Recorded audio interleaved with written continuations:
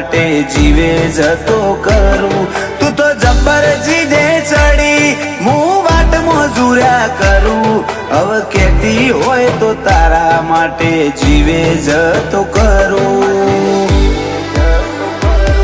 તારું બે વેણનું કથન અમે ગીતા ગણી લીધું. તારો મઢ તારું બેહણું અમે ગોકુળ ગણી લીધું. અગુતીએ રાશુ હીરા જેવું છો એ નજરાવા ના દીધું. ઓ દંતાલી રંજિયાનું હગુ શિકોતર નજરાવા ના દીધું.